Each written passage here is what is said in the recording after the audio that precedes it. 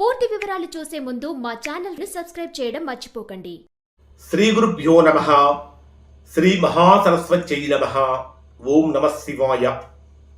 Narayana Sastry astrology channel వీక్షిస్తున్నటువంటి ప్రేక్షక మహాశీలకు స్వాగతం, సుస్వాగతం.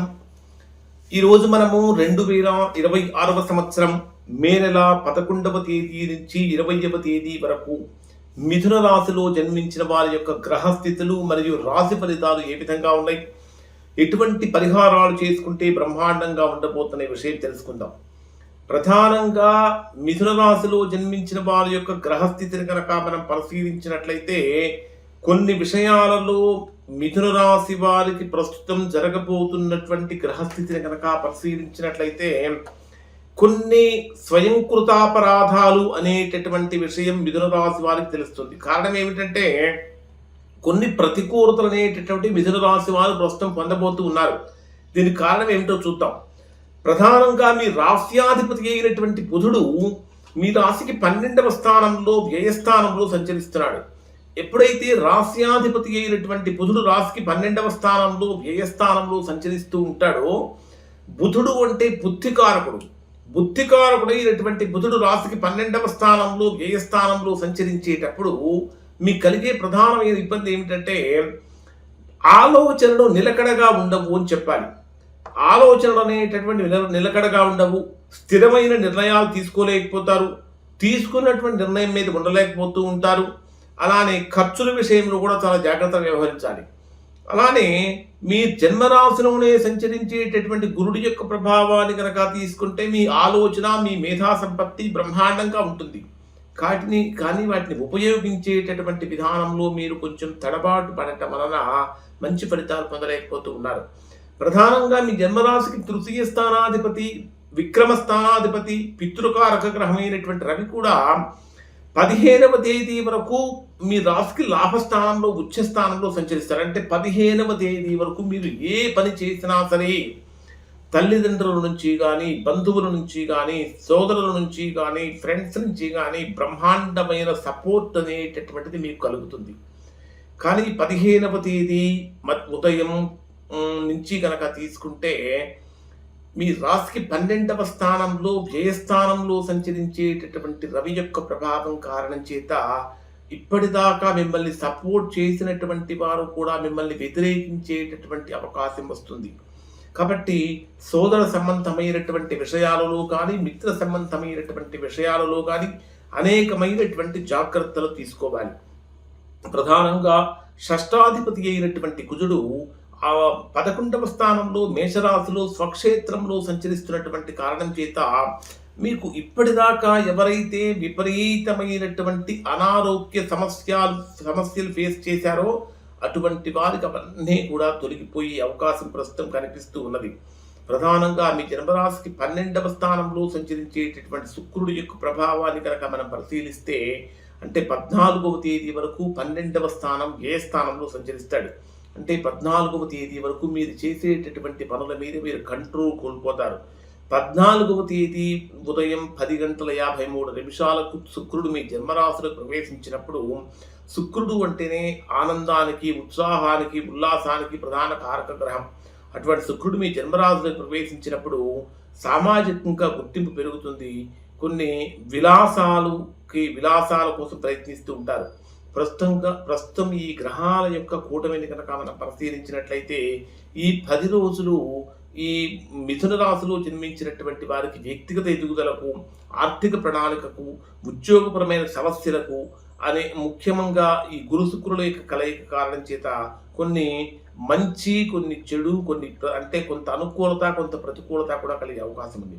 మరి మిథున రాశి వారికి డే వైజ్గా పరిశీలిస్తే ఏ విధంగా ఉంటుందంటే 11వ తేదీ ఉదయం నుంచి 12వ తేదీ రాత్రి 7:06 వరకు ఉండేటటువంటి సమయాన్ని కనుక పరిశీలిస్తే ఇది మీకు భాగ్యస్థానంలో సంచరించేటటువంటి చంద్రుడి యొక్క ప్రభావం కారణం చేత, అంటే రాహుతో కలిసి సంచరించేటటువంటి చంద్రుడి యొక్క ప్రభావం కారణం చేత ఈ సమయంలో మీకు దూర ప్రయాణాలు బ్రహ్మాండంగా కలిసి వస్తాయి.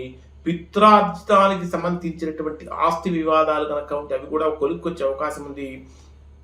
విదేశీ ప్రయత్నాలు చేసే వారికి ఇది అనుకూలంగా మారుతుంది అని చెప్పాలి.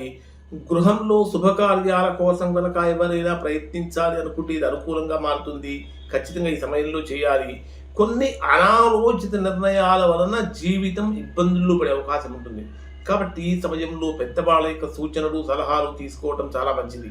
12వ తేదీ రాత్రి 7:06 నుంచి 14వ తేదీ రాత్రి 2:30 గంటల వరకు ఉండేటటువంటి సమయంలో వృత్తి ఉద్యోగపరమైనటువంటి విషయాలలో, అంటే దశమ స్థానంలో శనితో కలిసి సంచరించేటటువంటి చంద్రుడి యొక్క ప్రభావం కారణం చేత ఉద్యోగులకు పని ఒత్తిడి అధికంగా ఉంటుంది. లేదా గతంలో చేసినటువంటి పనుల గురించి మరలా తిరిగి ఆలోచించుకునే అవసరం ఏర్పడుతూ ఉంటుంది. ప్రతిభకు తగినటువంటి గుర్తింపు లభించడంలో కొంచెం జాప్యం కూడా కలుగుతుంది అని చెప్పాలి. కానీ కొన్ని సమయాలలో ఈ సమయంలో మీకు అనిపించేటటువంటి ఒక విచిత్రమైన ఆలోచన ఏమిటంటే, ఈ బాధ్యతల నుంచి తప్పుకుందామా అనేటటువంటి భావన కూడా కలుగుతుంది. ఇది చేసేటటువంటి ప్రధానమైన పొరపాటు. ఇక్కడ మీరు సాధ్యమైనంత వరకు ఓర్పు వహించాలి. వ్యాపారస్తులకు సామాన్యంగా ఉంటుంది. ఓర్పు వహించడం వల్ల మంచి ఫలితాలు భవిష్యత్తులో పొందుతారు. 14వ తేదీ రాత్రి 2:30 గంటల నుంచి 16వ తేదీ రాత్రి 2:02 వరకు ఉండేటటువంటి సమయంలో లాభస్థానంలో కలిసి సంచరించేటటువంటి కుజుడు యొక్క అంటే లాభస్థానంలో కుజుడుతో కలిసి సంచరించే చంద్రుడి యొక్క ప్రభావం కారణం చేత ఇది మీకు అత్యంత అనుకూలమైన సమయంగా ఉంటుంది. కొత్త పనులు ప్రారంభిస్తారు. ఆదాయ మార్గాలు పెరుగుతూ ఉంటాయి. గతంలో చేసిన పొరపాట్లు ఏవైతే ఉంటాయో వాటిని సరిదిద్దుకోవడం కోసం ప్రయత్నిస్తూ ఉంటారు. ఈ సమయంలోనే రవి కూడా రాశి మారుతున్నటువంటి కారణం చేత రాజకీయ లేదా ప్రభుత్వ సంబంధమైనటువంటి పనులు చక్కగా విజయవంతమవుతూ ఉంటాయి. అన్నిటికంటే ప్రధానంగా మీలో ఉన్నటువంటి శక్తి సామర్థ్యాలని చక్కగా బయటకు వస్తూ ఉంటాయి. 16వ తేదీ రాత్రి 2:02 నుంచి 18వ తేదీ రాత్రి 10 గంటల వరకు ఉండేటటువంటి సమయంలో ఇది మీకు వ్యయస్థానంలో బుధుడితో కలిసి సంచరించేటటువంటి చంద్రుడి యొక్క ప్రభావం కారణం చేత ఈ 2 రోజులు ఖర్చులు బాగా నియంత్రించుకోవాలి. అనవసరమైన ప్రయాణాలు కూడా చేయాల్సిన అవసరం ఏర్పడుతుంది. కుటుంబ సభ్యుల ఆరోగ్యం విషయంలో స్వల్ప ఆందోళన కూడా కలుగుతుంది. అయితే ఆధ్యాత్మిక పరమైనటువంటి గమ్యస్థానాలు సందర్శించే వారికి ఇది మంచి సమయం అనేది చెప్పాలి. ముఖ్యంగా మెడిటేషన్ చేయడం అనేది చాలా మంచిది. 18వ తేదీ రాత్రి 10 గంటల నుంచి 20వ తేదీ రాత్రి వరకు ఉండేటటువంటి సమయాన్ని పరిశీలిస్తే ఇది మీ జన్మరాశిలోనే సంచరించేటటువంటి చంద్రుడి యొక్క ప్రభావం, గురు శుక్ర గ్రహాలతో కలిసి సంచరించే చంద్రుడి యొక్క ప్రభావం కారణం చేత ఇది ఒక అద్భుతమైనటువంటి యోగంగా మారుతుంది. ముఖంలో వర్చస్సు పెరుగుతుంది. అందరినీ ఆకట్టుకునేటటువంటి విధంగా మాట్లాడతారు. పెండింగ్లో ఉన్నటువంటి శుభకార్యాలని నిశ్చయం అవుతూ ఉంటాయి. భాగస్వామ్య వ్యాపారాల్లో లాభాలు వస్తూ ఉంటాయి. మీరు తీసుకునే నిర్ణయాలు భవిష్యత్తుకు బలమైనటువంటి పునాది వేస్తాయి. ఈ 48 గంటల్లో మీరు చేసే ప్రతి పని కూడా విజయం వరిస్తుంది అని చెప్పాలి. ప్రధానంగా మిథున రాశిలో జన్మించినటువంటి వారి 10 రోజులు కొన్ని గ్రహదోషాలు దొరికిపోవాలంటే ఖచ్చితంగా ప్రతిరోజు విష్ణు సహస్రనామం పారాయణం చేయటం కానీ చదవటం లేదా చదువుకోవడం కానీ చాలా మంచిది. ఇంకా గణపతి ఆరాధన చేయటం వల్ల బుధుడు 12వ స్థానంలో సంచరిస్తున్నటువంటి కారణం చేత గణపతి ఆరాధన చేయటం వల్ల మంచి ఫలితాలు పొందుతారు. ముఖ్యంగా 13, 14 తేదీలలో వృద్ధులకు లేదా అనాథలకు పాలు ఇట్లాంటి అన్నదానం చేయటం వల్ల శని ప్రభావం కూడా తగ్గుతుంది. ఇవి మిథున రాశి వారికి సంబంధించిన ఫలితాలు. ఇంకా ఎవరైనా సరే తీవ్రమైనటువంటి ప్రతికూలతలు కనుక పొందుతూ ఉన్నట్లయితే అటువంటి వారు ఒకసారి మీరు మీ యొక్క వ్యక్తిగత జాతకాన్ని విశ్లేషణ చేయించుకొని దోషం ఎక్కడుందో తెలుసుకొని దోష నివారణ చేయించుకుంటే చక్కగా సత్ఫలితాన్ని పొందుతారు. ఇవి మిథున రాశి వారికి సంబంధించిన ఫలితాలు. శుభం.